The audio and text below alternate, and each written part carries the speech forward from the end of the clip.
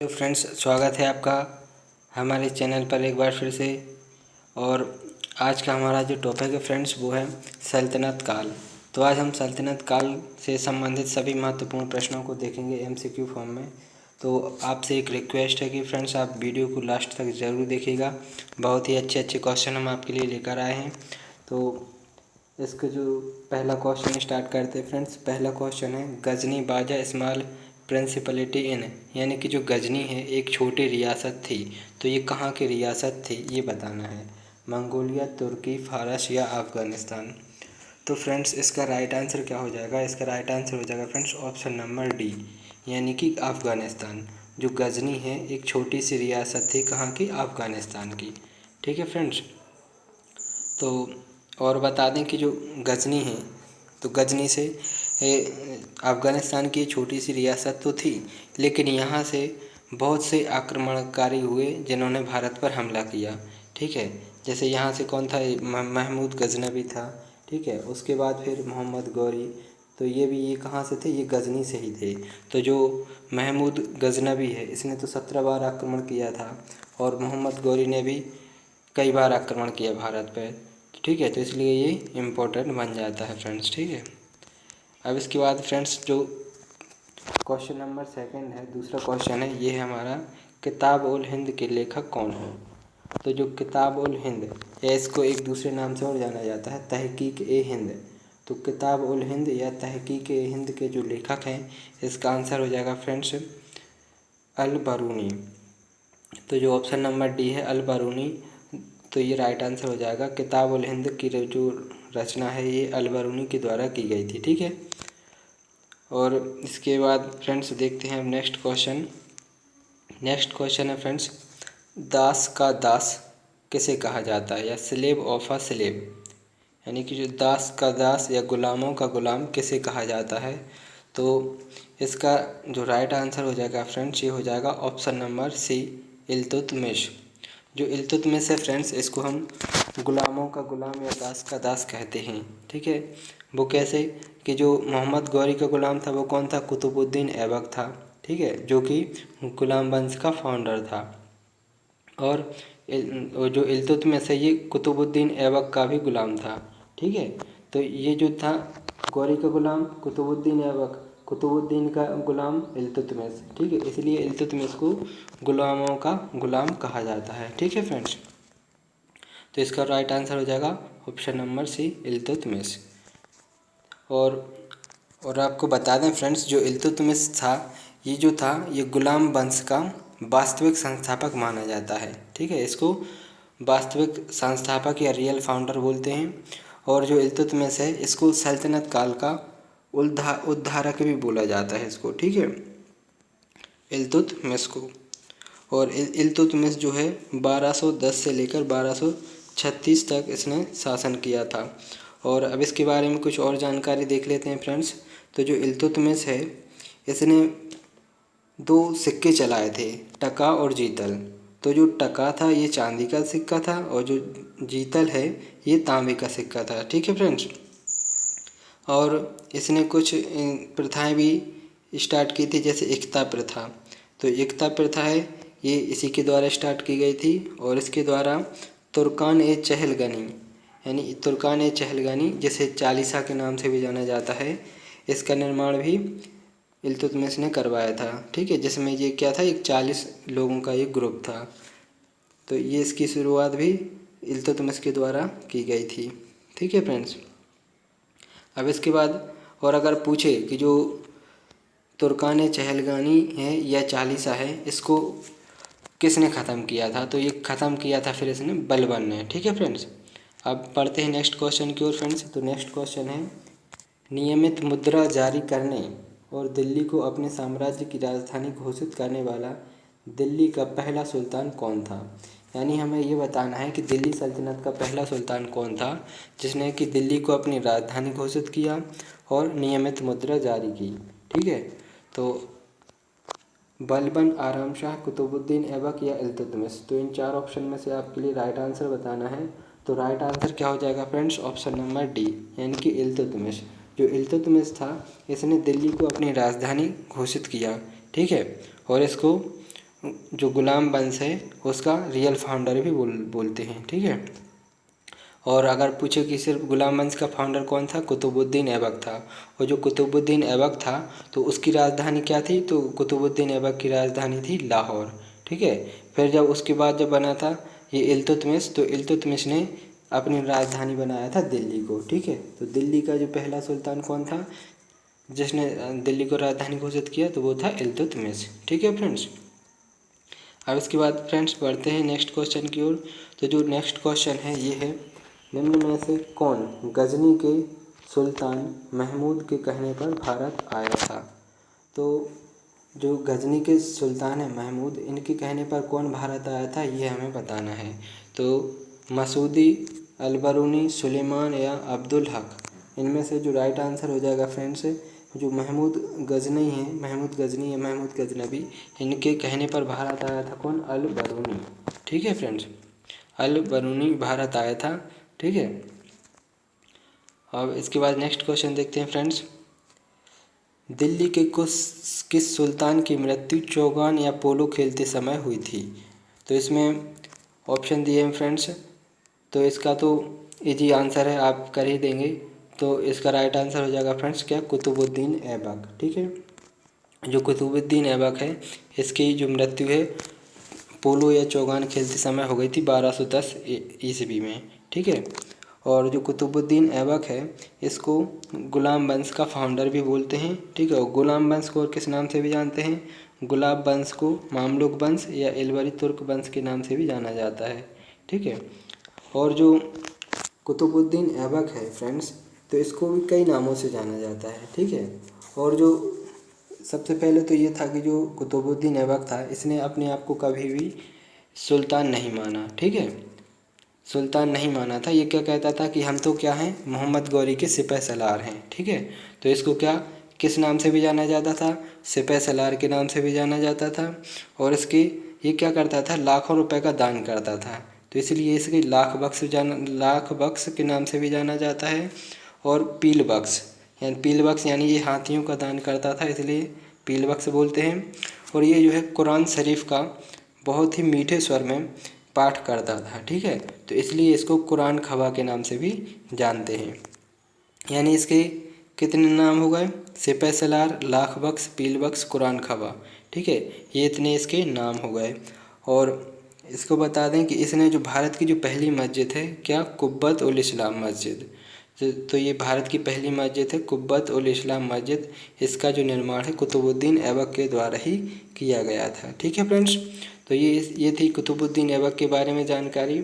अब इसके बाद नेक्स्ट क्वेश्चन की ओर बढ़ते हैं। तो और एक क्वेश्चन और है फ्रेंड्स। तो कुतुबुद्दीन ऐबक ने जो कुतुब मीनार का निर्माण भी शुरू कराया था। ठीक है। कुतुब मीनार का निर्माण शुरू कराया था, लेकिन जो कुतुब मीनार है उसका जो निर्माण है वो कंप्लीट कराया था इल्तुतमिश ने। ठीक है।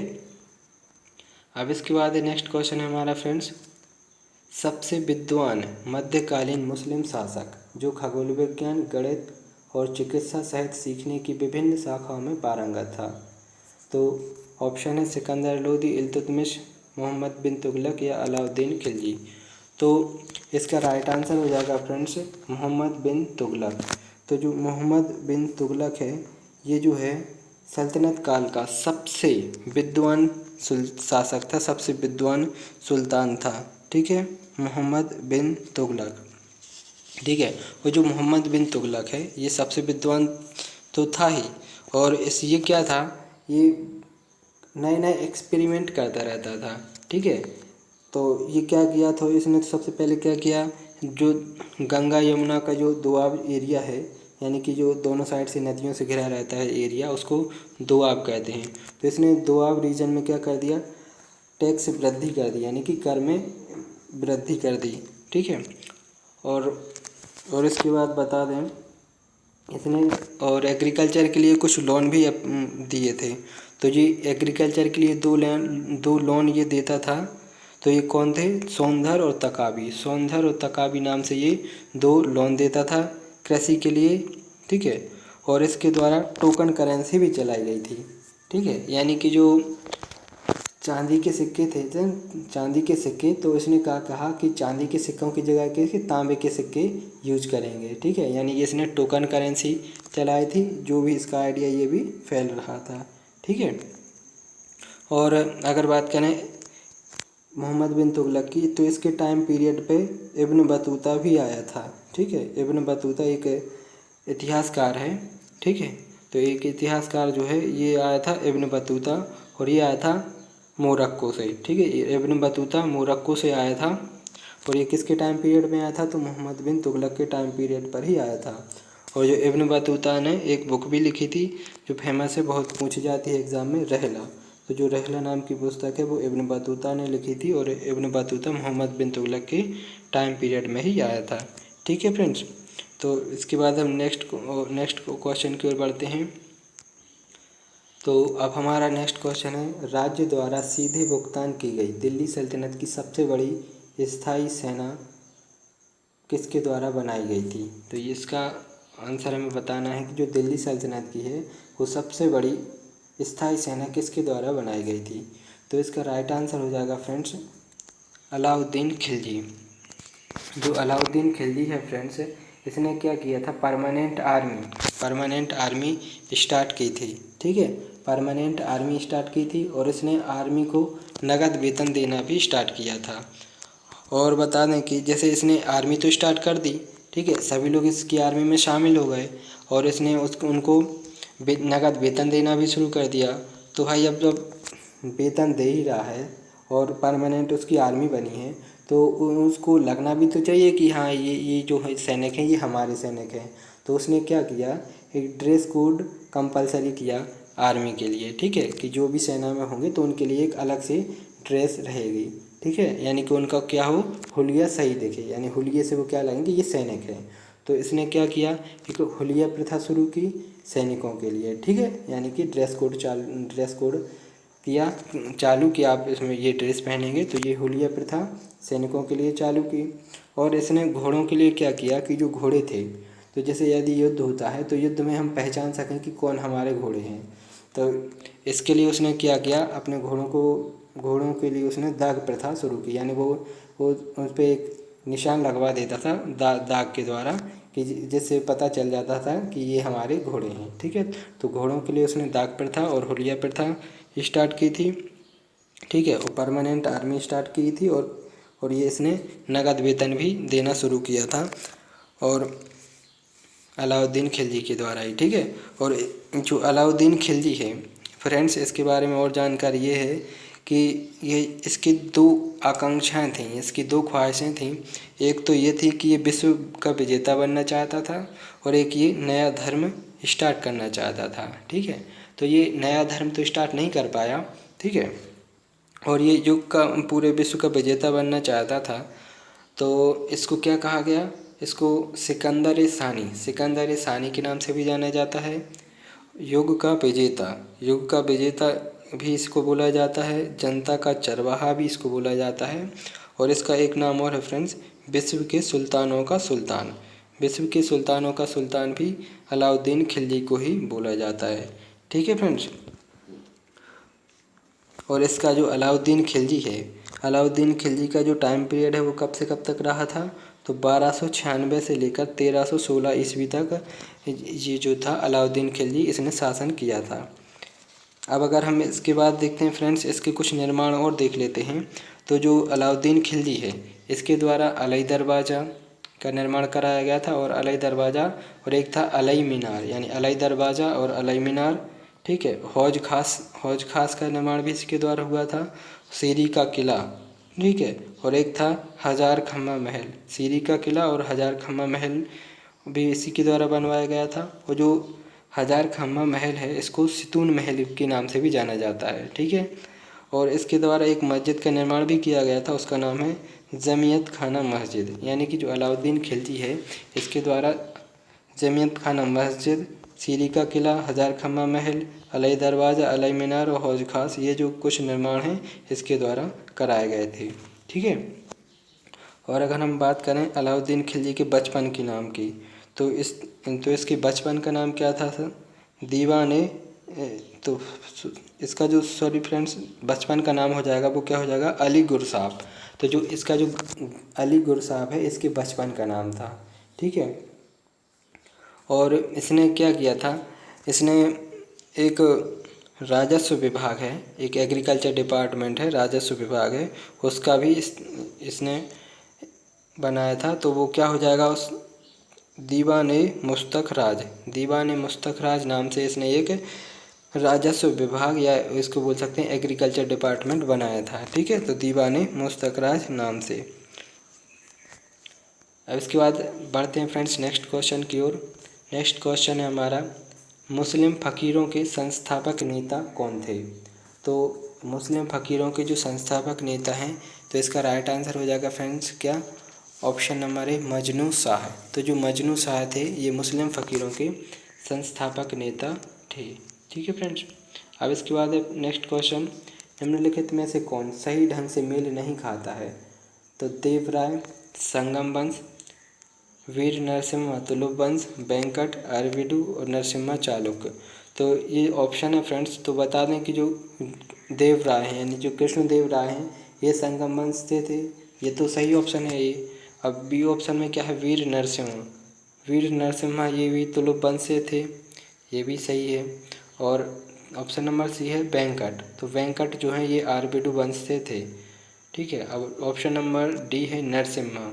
तो फ्रेंड्स ये जो ऑप्शन नंबर डी है नरसिम्हा ये चालुक्य वंश से नहीं थे, ठीक है। और तो बता दें जो नरसिम्ह वर्मा है या नरसिम्ह वर्मा या नरसिम्ह वर्मन ये थे पल्लव डायनेस्टी के राजा, ठीक है। पल्लव वंश के राजा थे नरसिम्ह वर्मा या नरसिम्ह वर्मन, और इन्होंने 630 से लेकर 668 AD तक इन्होंने शासन किया था। अब इसके बाद नेक्स्ट क्वेश्चन है हमारा फ्रेंड्स, निम्नलिखित शासकों का सही कालानुक्रम क्या है। तो इसका जो ऑप्शन दिए हैं फ्रेंड, तो बता दें कि सबसे पहले तो कौन आया था, इल्तुतमिश हो जाएगा इसका, ठीक है। जो कुतुबुद्दीन ऐबक के बाद कौन बना था, तो इल्तुतमिश। तो कुतुबुद्दीन ऐबक तो है नहीं, तो क्या हो जाएगा, इल्तुतमिश, ठीक है। इल्तुतमिश के बाद कौन बना था, रजिया सुल्तान। लेकिन रजिया सुल्तान के पहले भी कौन बना था, रजिया सुल्तान 1336 से बनी थी 1340 तक, लेकिन रजिया सुल्तान के पहले 1336 में ही बना था रजिया के पहले रुकनुद्दीन फिरोज, ठीक है। यानी कि जो इल्तुतमिश है इसके जस्ट बाद कौन बना था सुल्तान, तो रुकनुद्दीन फिरोज बना था, फिर रजिया सुल्तान, और उसके बाद बना था मुइजुद्दीन बहरमशाह। तो इसका जो राइट आंसर हो जाएगा फ्रेंड्स क्या हो जाएगा, 2 4 3 1। तो 2 4 3 1 किस में है, तो ऑप्शन नंबर बी में है। तो यानी कि ऑप्शन नंबर बी इसका राइट आंसर हो जाएगा, ठीक है। तो सबसे पहले इल्तुतमिश, उसके बाद में रुकनुद्दीन फिरोज, फिर रजिया, फिर मुइजुद्दीन बहरमशाह। तो ये सही क्रम हो जाएगा फ्रेंड्स, ठीक है। अब इसके बाद देखते हैं नेक्स्ट क्वेश्चन। तो जो नेक्स्ट क्वेश्चन है फ्रेंड्स ये है, निम्नलिखित में से कौन सा सही ढंग से मेल नहीं खाता है। तो सही ढंग से मेल नहीं खाता है ये बताना है। तो कुतुबुद्दीन ऐबक 2.5 दिन का झोपड़ा, तो कुतुबुद्दीन ऐबक ने 2.5 दिन के झोपड़ा का निर्माण भी किया था, ठीक है। और ये क्या थी, पहले एक संस्कृत विद्यालय था, उसको तोड़कर इसने 2.5 दिन का झोपड़ा बनवाया था, ठीक है। अब ये इल्तुतमिश, तो इल्तुतमिश ने क्या है, कुतुब मीनार। तो बता दें कि जो इल्तुतमिश है इसने कुतुब मीनार का निर्माण कंप्लीट कराया था, कुतुब मीनार को पूरा कराया था किसने, इल्तुतमिश ने। लेकिन अगर पूछे कि कुतुब मीनार का निर्माण जो स्टार्ट किसने कराया था, तो स्टार्ट कराया था कुतुबुद्दीन ऐबक ने, लेकिन कंप्लीट कराया था इल्तुतमिश ने, ठीक है। अब है अलाउद्दीन खिलजी।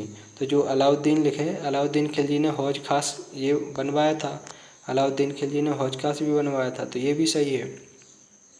और लास्ट दिखा है फिरोज तुगलक तुगलकाबाद। तो जो तुगलकाबाद है इसकी स्थापना फिरोज तुगलक के द्वारा नहीं हुई थी। तो तुगलकाबाद की जो स्थापना है इसकी स्थापना की गई थी गयासुद्दीन तुगलक के द्वारा, ठीक है। तुगलकाबाद की स्थापना गयासुद्दीन तुगलक के द्वारा की गई थी, और जो गयासुद्दीन तुगलक क्या है ना, तुगलक वंश का संस्थापक था, ठीक है। तो इसमें इस क्वेश्चन का हमारा जो राइट आंसर हो जाएगा फ्रेंड्स ऑप्शन नंबर डी हो जाएगा। जो डी ऑप्शन है ये सही से मेल नहीं खाता, ठीक है। कुतुबुद्दीन ऐबक ने 2.5 दिन का झोपड़ा बनवाया, इल्तुतमिश ने कुतुब मीनार का कंप्लीट कराया, और जो अलाउद्दीन खिलजी है इसने हौज खास बनवाया, ठीक है। और जो तुगलकाबाद हो जाएगा वो हो जाएगा गयासुद्दीन तुगलक, ठीक है। अब बढ़ते हैं फ्रेंड्स नेक्स्ट क्वेश्चन की ओर। तो जो हमारा नेक्स्ट क्वेश्चन है ये तो हमारा रिपीट हो गया। ये है अब व्हाट इज मीन्ट बाय 40, यानी कि जो 40 यानी चालीसा है, चालीसा से आपका क्या अभिप्राय है, या जो तुर्कान चहलगानी है जिसको चालीसा बोलते थे, तो उससे आप क्या समझते हैं ये बताना है। तो ये अफ़गान रसोइयों के क्रीम, या ऑप्शन नंबर बी है खलिजियों के बीच बुद्धिजीवियों की पसंद, और तीसरा ऑप्शन है तुर्की अभिजात वर्ग का चुनिंदा निकाय, या ऑप्शन नंबर डी है उलेमा या मुस्लिम ईश्वरीय हैं। तो बता दें फ्रेंड्स, जो तुर्कान चहलगानी ये चालीसा है इसको स्थापना किया था, बनाया था किसने, इल्तुतमिश ने। और ये क्या था, एक 40 लोगों का समूह था। ठीक है, जो तो 40 जो तुर्की थे, तुर्की लोग, उनका ये ग्रुप था। तो आंसर ऑप्शन नंबर सी क्या हो जाएगा, तुर्की अभिजात वर्ग का ये चुनिंदा निकाय था। ठीक है, the select body of the Turkish aristocracy, यानी कि जो तुर्की अभिजात वर्ग है उनका एक चुनिंदा निकाय था जिसमें कि 40 लोगों का ये समूह था। ठीक है, और इसको बनाया किसने था, इल्तुतमिश के द्वारा ये बनाया गया था। और अगर पूछे कि जो चालीसा है इसको समाप्त किसने किया, तो चालीसा को समाप्त किसने किया था, तो ये बलबन ने किया था बाद में। ठीक है, अब नेक्स्ट क्वेश्चन की ओर बढ़ते हैं फ्रेंड्स। ये है गजनी के महमूद के आक्रमण का सबसे महत्वपूर्ण कारण क्या था। तो मूर्ति पूजा को नष्ट करना, भारत की संपत्ति पर कब्जा करना, इस्लाम को भारत में फैलाना, या भारत में मुस्लिम राज्य की स्थापना करना। तो जो महमूद गजनवी है, तो इसका जो मेन उद्देश्य था तो वो क्या था, भारत की संपत्ति पर कब्जा करना, यानी कि जो भी भारत की संपत्ति है उस पर कब्जा करना, उसको लूटना, भारत की संपत्ति को, ये इसका मुख्य उद्देश्य था। ठीक है, और इसके बाद बढ़ते हैं फ्रेंड्स हम नेक्स्ट क्वेश्चन की ओर। अब ये है दिल्ली के निम्नलिखित सैयद शासकों का जो सही कालानुक्रम है ये बताना है। तो जो सैयद वंश हैं उनके शासक दिए हैं और इनको बताना है कि इनका क्रम से बताना है कि किसके बाद कौन आया। ठीक है फ्रेंड, तो बता दें कि फ्रेंड्स की जो सैयद वंश है, सैयद वंश जो है 1414 से लेकर 1451 तक सैयद वंश का शासन रहा है। ठीक है, 1414 से 1451 ईस्वी तक इनका शासन रहा है। और सैयद वंश की स्थापना किसने की थी, तो खिज्र खां ने की थी। खिज्र खां ने इसकी स्थापना की थी। तो ये जो सबसे पहले तो क्या आ जाएगा, 4 आएगा, फिर आएगा इसके बाद मुबारक शाह बना था सुल्तान, और मुबारक शाह के बाद बना था मोहम्मद शाह, फिर बना था अलाउद्दीन आलम शाह, यानी कि खिज्र खां, मुबारक शाह, मोहम्मद शाह और अलाउद्दीन आलम शाह। तो ये तो क्या आ जाएगा, 4 3 1 2, तो 4 3 1 2 कहाँ पर है, तो ये ऑप्शन नंबर बी में है। तो यानी कि हमारा ऑप्शन नंबर बी इस क्वेश्चन का राइट आंसर हो जाएगा। ठीक है, यानी सबसे पहले कौन सैयद वंश का जो शासक था, जो संस्थापक था वो कौन था, तो खिज्र खां था। उसके बाद मुबारक शाह आया, उसके बाद मोहम्मद शाह आया, और उसके बाद अलाउद्दीन आलम शाह ये शासक बना, सुल्तान बना। ठीक है फ्रेंड्स, तो ये ऑप्शन नंबर बी इसका राइट आंसर हो जाएगा। अब बढ़ते हैं नेक्स्ट क्वेश्चन की ओर। तो जो नेक्स्ट क्वेश्चन है शाहनामा के लेखक कौन है। तो जो शाहनामा के लेखक हैं तो इसका आंसर हो जाएगा फ्रेंड्स फिरदौसी। तो जो शाहनामा की रचना है किसके द्वारा की गई थी, ये फिरदौसी के द्वारा की गई थी।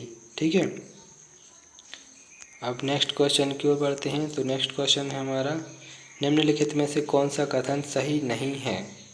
तो कृष्णदेव राय ने अमुक्तमाल्यदा लिखा, यानी कि अमुक्तमाल्यदा एक बुक है, तो ये कृष्णदेव राय के द्वारा लिखी गई थी, ये तो सही है। कृष्णदेव राय तुलुव राजवंश के संस्थापक थे, तो ये नहीं है, ये तो गलत है।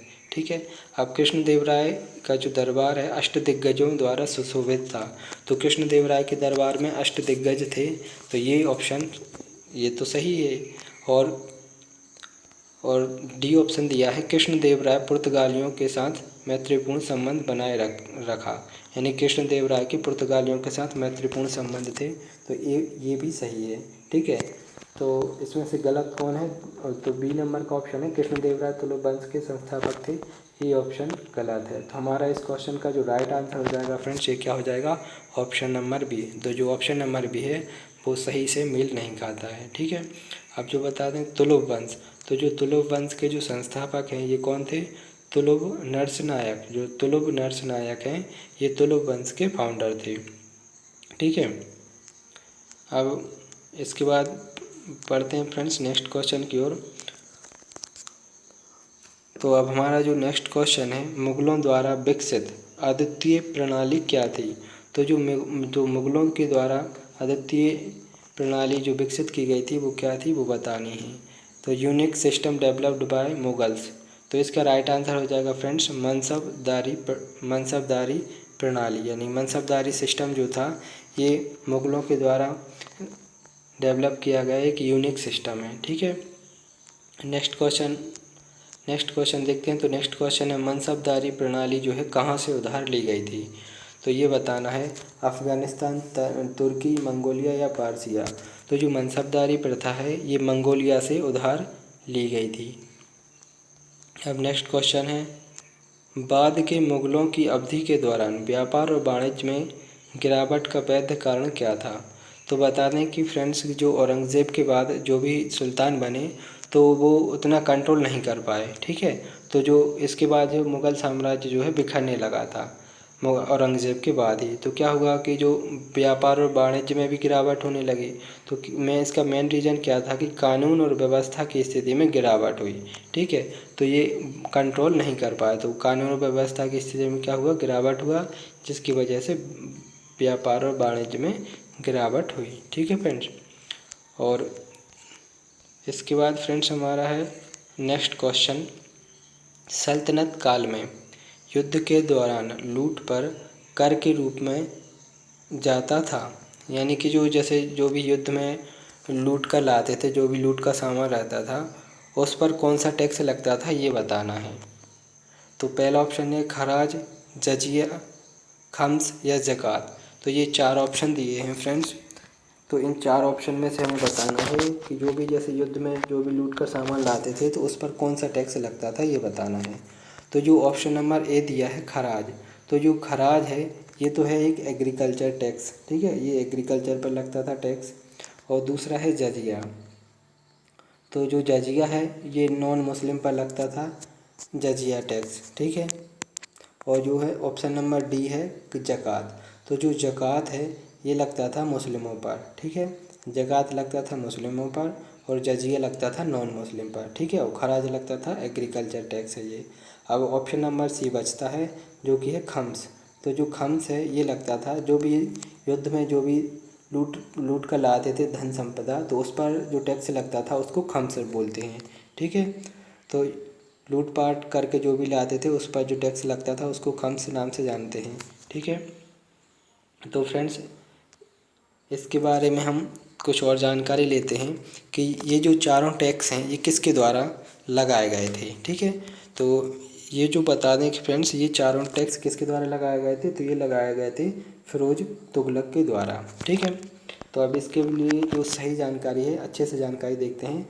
तो क्या था, इसके पहले इन ये चारों टैक्स हैं जो इनके पहले लगते थे 23 प्रकार के टैक्स। तो जो फिरोज तुगलक है उसने क्या किया कि जो भी 23 प्रकार के टैक्स थे उन सभी टैक्सों को क्या कर दिया, बंद कर दिया। जो 23 प्रकार के टैक्स हैं उनको इसने बंद कर दिया, और जिनको क्या नाम से जानते थे, आओ बाप के नाम से जानते थे। वो जो 23 टैक्स थे, 23 प्रकार के टैक्स, उनको आओ बाप के नाम से जानते थे, और उनको बंद करके इसने ये 4 टैक्स लाया था, खराज, खम्स, जजिया और ज़कात। ये 4 टैक्स लाया था। ठीक है, और ये शरीयत के अनुसार थे। ठीक है, और बता दें कि फ्रेंड्स जो फिरोज तुगलक है इसके बारे में कुछ और जानकारी भी देख लेते हैं। तो जो फिरोज तुगलक का जो काल है तो ये सल्तनत काल का सबसे भ्रष्ट काल माना जाता है। यानी कि जो सल्तनत काल का सबसे भ्रष्ट काल किसका काल है, तो फिरोज तुगलक के काल को सबसे भ्रष्ट काल के नाम से जानते हैं। ठीक है, और इसने कुछ विभाग भी स्टार्ट किए थे। ठीक है, जैसे कि दीवान खैरात। तो दीवान खैरात भी फिरोज शाह तुगलक के द्वारा स्टार्ट किया गया था। ये क्या था, दीवान खैरात यानी कि डोनेशन डिपार्टमेंट था, ये दान विभाग था। ठीक है, और एक क्या था, दीवान बंदगान, यानी कि इस दीवान बंदगान इसमें क्या था, ये स्लेब डिपार्टमेंट था। यानी कि जो भी बंदी लोग हैं, युद्ध बंदी वगैरह हैं, उनको इसमें, या जो भी गुलाम हैं उनको इसमें रखा जाता था, दीवान बंदगान। और एक था दारुल सफ़ा। दारुल सफ़ा क्या था? एक चैरिटेबल हॉस्पिटल था, एक चिकित्सालय था दारुल सफ़ा। और एक और था इसका शुरू किया था जो इसने दीवाने इस्तेहाक। जो दीवाने इस्तेहाक ये एक डिपार्टमेंट इसके द्वारा बनाया गया था। ये था एक पेंशन डिपार्टमेंट, ठीक है, ये एक पेंशन डिपार्टमेंट था दीवाने इस्तेहाक। और बता दें कि फ्रेंड्स जो फ़िरोज़ शाह तुगलक है इसने 3 प्रकार के सिक्के भी चलवाए थे। 3 प्रकार के सिक्के कौन कौन से? ससगनी, अद्दा और विक। ससगनी, अद्दा, विक, ये 3 प्रकार के सिक्के जो हैं ये फ़िरोज़ तुगलक के द्वारा ही चलाए गए थे। और इसने अपनी जीवनी भी लिखी थी। तो फ़िरोज़ शाह तुगलक है, फ़िरोज़ तुगलक जो है इसने अपनी जीवनी भी लिखी थी। क्या थी जीवनी का नाम? फुतूहात ए फ़िरोज़ शाही। तो फुतूहात ए फ़िरोज़ शाही नाम से इसने अपनी जीवनी को भी लिखा है। ठीक है फ्रेंड्स। तो फ्रेंड्स ये थे हमारे आज के क्वेश्चन, ठीक है। और इसके अलावा कुछ और इम्पोर्टेंट क्वेश्चन हैं, सब वो भी हम डिस्कस कर लेते हैं। जैसे कि आमिर खुसरो का भी नाम आता है, उससे भी बहुत क्वेश्चन पूछा जाता है कि जो आमिर खुसरो है, आमिर खुसरो जो है ये 7 सुल्तानों के दरबार में रहा था, ठीक है। तो इसने स्टार्ट किया था बलबन के टाइम से इसने स्टार्ट किया था, ठीक है। और ये सबसे और इसने जो सबसे ज़्यादा समय किसके दरबार में रहा? तो ये अलाउद्दीन खिलजी के दरबार में ये रहा था, ठीक है। और आमिर खुसरो ने एक बुक लिखी थी खज़ाइनुल फुतूह। खज़ाइनुल फुतूह नाम से एक पुस्तक लिखी थी आमिर खुसरो ने, ठीक है। और इसमें इसने अलाउद्दीन खिलजी को कई नाम दिए हैं, ठीक है। तो ये अलाउद्दीन के जो खिलजी के जो कई नाम हैं वो आमिर खुसरो की इसी बुक में मिलते हैं खज़ाइनुल फुतूह में। तो अब आपको फ्रेंड्स कमेंट करके आप हमें ये बताइएगा कि जो सल्तनत काल है, ठीक है, तो सल्तनत काल में नहरों का निर्माण किस सुल्तान के द्वारा कराया गया था, ठीक है। तो सल्तनत काल में नहरों का निर्माण किस सुल्तान के द्वारा कराया गया था? इस क्वेश्चन का आंसर आप कमेंट बॉक्स में दीजिएगा, ठीक है। और वीडियो कैसा लगा ये भी कमेंट करके बताइएगा। और वीडियो को लाइक कीजिएगा और अपने दोस्तों के साथ शेयर कीजिएगा और चैनल को सब्सक्राइब भी कर लीजिएगा, ठीक है फ्रेंड्स। तो मिलते हैं फ्रेंड्स नेक्स्ट वीडियो में। Thanks for watching.